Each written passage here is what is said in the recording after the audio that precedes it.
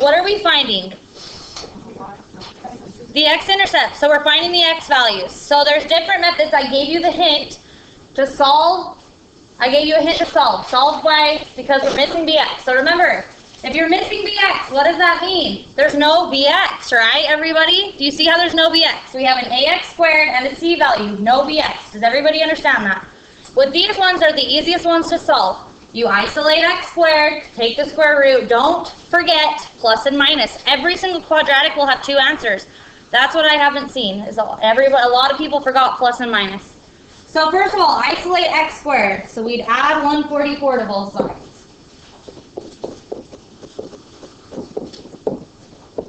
So we have 4x squared is equal to 144. That's our first step. Next step, get x squared completely alone. You tell me, I'm doing it. What am I doing here? Divide by 4. So we have x squared is equal to? 36. Now we've isolated x squared. We can simply take the square root of both sides of the equation. Our root cancels out with power. We get x is equal to, do not forget plus or minus or you get it wrong, plus or minus 6. We have two answers, positive 6 and negative 6. Not many got it right. Questions on it? So you're going to get it right on the quiz tomorrow. Okay, I hope so. And this one I said solve by factoring, because guess what? It has the x. You can't use this method. So the only other method we've learned so far is solving by factoring. So we do. Okay, what multiplies to be a times c? A is 1, so what multiplies to be 1 times negative 35, right? And adds up to be negative 2. The factors of 35, 5 times 7. It needs to add up to be negative 2. So which one's negative? 7. So check it in both cases. 5 plus negative 7 is negative 2, and that's negative 35. So our factors are positive 5 and negative 7. Because our a value is a 1, we can quick factor this. So it's going to factor to be a binomial with an x and an x. You put those in. Positive 5 minus 7. Now, a lot of you stop here. You have not solved. You simply factored the quadratic. The whole point of factoring is so we can set our factors equal to 0. So up here, this is in standard form, this is in factored form. It's still equal to 0. What product, I just gave it away. What rule allows us to break these apart and set them each equal to 0? Good, way to remember that, Brandon. The zero product property rule says we can split this up and set them each equal to 0. Now solve for x in each case. So I subtract 5. X is equal to negative 5. We add 7. X is equal to 7. We solved the quadratic. We found the x-intercepts. Is everybody comfortable with these problems? These are on the quiz tomorrow. Very similar. Get them right, please. Okay. No questions? Okay. You're sure? Because I saw a lot of wrong stuff. Okay. Okay, so let's move on to what we're doing today. So 6-6, we're spending another day on that because yesterday the worksheet said solve a quadratic by completing the square. Well, to be able to solve, you have to first be able to complete the square, which by definition what we're technically doing is we're taking a quadratic that's in standard form, ax squared plus bx plus c, and we're changing it to vertex form, which is this form, a times x minus h squared plus k. And we do that by completing the square, because our square was b divided by 2 squared. We inserted our fancy 0 and so on. So yesterday we didn't solve anything. We took it from standard form to vertex form. Now remember, vertex form and standard form, they're equal, just different forms. You can switch back and forth amongst the two. The nice thing about vertex form is it's easier to graph and it is easier to solve. It's quite easy to solve actually. And that's what we're going to be doing today. So first of all, I want us to practice this. This is exactly what it will be worded like on the end of level test. It'll say, write the quadratic in a different form. That's equal. Write the quadratic in a different form. So look at it. Is it in standard form or vertex form? It's in standard form. So we just learned yesterday you can take a quadratic from standard form to vertex form, right? So everybody go. Change it to vertex form. Work as a group. Go, go, go. Okay, everybody listen. She has the correct answer, so let's hear how she did it. Wait, after like see? Yes. Talk us through. You can do it. Go as slow as you need. Oh frick, I don't know how to use this. Oh. Actually, so, Can I write it on this board? no. It's just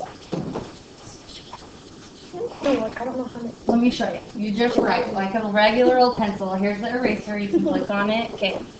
So, just write on it. It's just a whiteboard.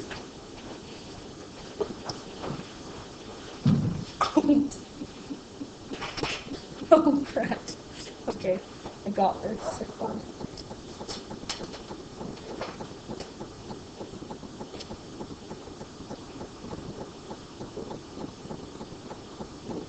So you set it equal to 0. That's how you talk us through it. Okay, and then you put b over divided by 2. So it'll be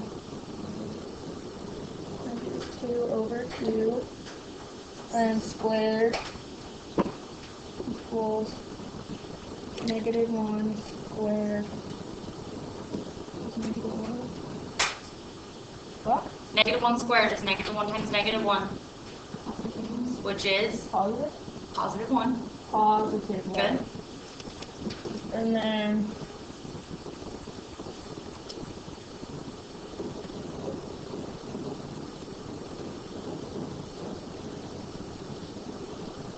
wait. Yeah, that's right. Good. So pause right there. So you found your square, you added it in after bx, so you added 1, so you had to subtract 1, so that we were only adding 0, right? Yeah. Continue. And do factories, and add these, right? Mhm. And then we have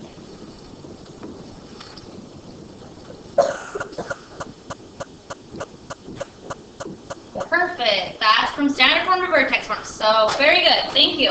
Any questions on that? That was absolutely correct. Okay. Now remember, Brooke was also able to quickly see what it factored to be because she looked back inside the parentheses, which we probably should have thrown on some parentheses on that, just to be safe, not sorry. So we look back in the parentheses before you squared it, and that's what it's going to factor to be, right, everybody? So it's going to be that twice. So very good. This is from standard form to vertex form. Any questions on that? Okay. Now I want you to go the other way. Go. So set it. This is exactly how it's going to be worded on the end of level. Write the quadratic in a different form. We'll look at it. Is it in standard form? No, it's in vertex form, but we can go backwards, right? So ready, set, go. Go backwards as well. This problem, every single one of you are going to see, and it's not super hard. So there's no reason to miss it. So Tyler, explain us what you did. so I took this, so this is just Listen. x, Oh, sorry. Click right here. Sorry. There. it's just x plus 2 parentheses x plus 2 parentheses, and then I distributed my x, so x squared, and then plus 2x, and then I took my 2 and did 2 plus 2x, and then did 2 again, plus 4, and then there's a negative, once I put that in, and then x squared doesn't combine with anything, and the plus, and it goes 2x plus 2x, which is 4x, and then add this, which is 4 minus 1, which is 3. Beautiful. Stand to the side, please. Okay. Does everybody see what he did there? Do you have questions for Tyler? I loved his work. Beautifully laid out, combined like terms, exactly what you do. No questions for Tyler. Okay, awesome. Thank you. All right, let's get on to what we're doing today. Thanks, Tyler. Appreciate it. So, don't forget those 2 things, guys. Very well. In fact, before we have a test, I'm going to have a quiz on these 2 things. So, just so you know. Okay, so today we're going to be solving quadratics in vertex form. So now we'll get to what we're doing today. So we yesterday switched from standard form to vertex form. Well, the reason we do that is because then it's easy to solve. So here's the steps to solving when you have it in vertex form. It's very similar to when you're missing bx. Isolate the perfect square. So this part will be your perfect square part. So you're going to isolate the x squared part. In fact, it's going to be x minus h squared.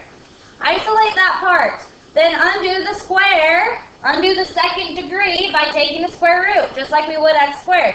So you'll take the square root of both sides. Your root will cancel out with your power. You can't forget your plus or minus or you get it wrong. Because if you take the square root when solving, you have to account for the plus and minus answer.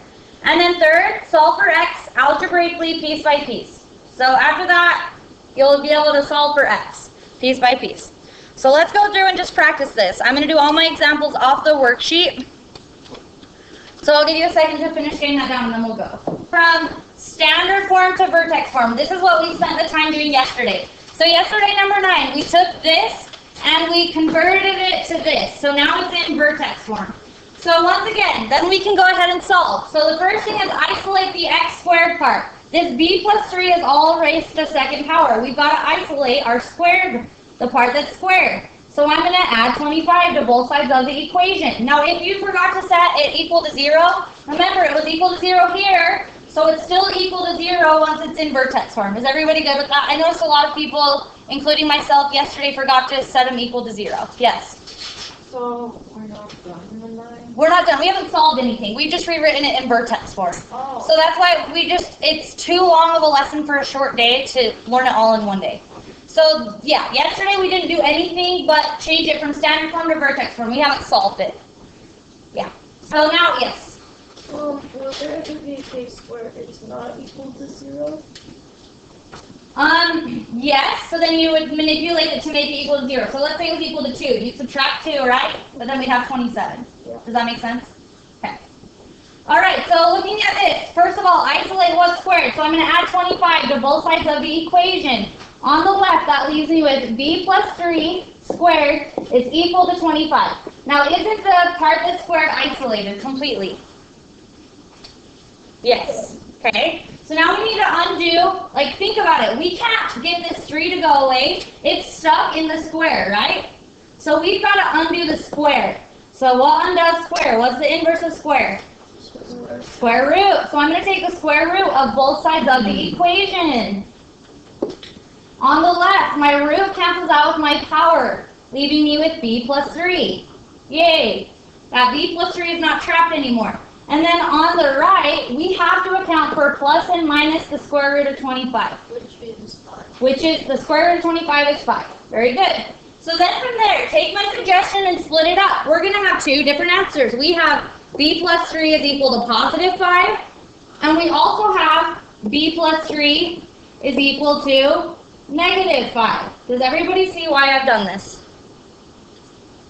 B plus 3 is equal to positive 5. B plus 3 is equal to negative 5. Split it up and solve for them each individually. So then from there, to solve for B now, algebraically, I'm going to subtract 3 from both sides. So we get B is equal to 5 minus 3 is 2. There's one of our answers. And then from here, we're still going to get B alone. So we're going to subtract 3 from both sides. So we have negative 5 plus negative 3. Negative 8. There's our 2 solutions. We've solved it. So that's just another method now. You can put it in vertex form and then solve. But one thing to keep in mind, the only time you're going to put it in vertex form, the only way you're going to solve this way is if your A value is a positive 1. I'm calling some of you in for cat time today to learn if your A value is not 1 how to do this, but it's not a necessity to know. If your A value is not 1, you'll go about it a different method. Does that make sense, everybody? Okay. Okay, let's do another one. So we've solved it. It was easy when it was in vertex form, right? Okay, let's do another one. Number 12. I'm going to solve number 12 with you. So remember, the first step, literally it just gave us this. It says solve by completing the square. So first of all, our A value is 1. So we're like, oh, we can solve by completing the square. Let's put it from standard form to vertex form, which is what we did yesterday. So then we got this. So we have b plus 4 squared minus 31 is equal to 0. And now we can continue to solve. So first step, isolate what's squared. So we're isolating that. So I'm going to add 31 to both sides.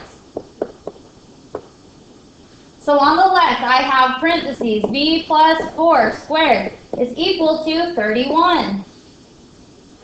Everybody comfortable up to here? Now from here, my v plus 4 part, the squared part is isolated. So now v plus 4 is trapped under the square. So to undo the square, we've got to take the square root of both sides of the equation.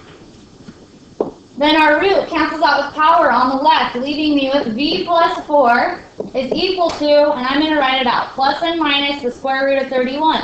Now this is where we go off to the side and say, can I break down the square root of 31 by hand? Are there any factors of 31? Nope, nothing, right? So we can't pull anything out. So we're going to leave it as the square root of 31. Is everybody comfortable with that? Yeah.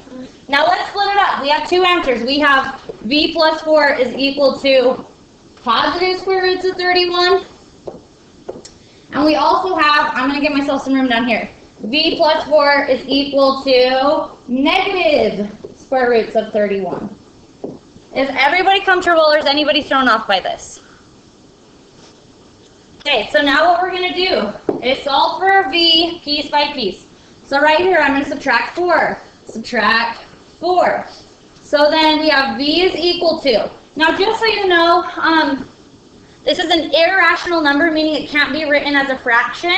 So we won't combine these. We can't combine these, right? So what we're going to do is write it, and it's prettier to always write the whole number part first. So I'm going to write negative 4, and this is plus positive square roots of 31, right? So I'm going to say plus square roots of 31. The reason I want you to write it like that is because this is how they will write it every time, every single time. They will never write it like this. This is just the prettier way of writing it. They write the whole number part first. Is everybody comfortable with that? We just solved for v. Now here, let's solve for v again. So we'll subtract 4 from both sides of the equation. So we have v is equal to, the whole number part comes first, so it's negative 4. And then this is minus square roots of 31. So minus square roots of 31. And this would be our second answer. Now you could actually type that into your calculator. You could type it in, you'll get a decimal. Negative 4 plus the square root of 31, and you get 1.56. So you could, but I want it written like this. This is the advanced way of writing it. The decimal is kind of the unadvanced way of writing it. You won't ever see it in a decimal on an ACT or, yeah.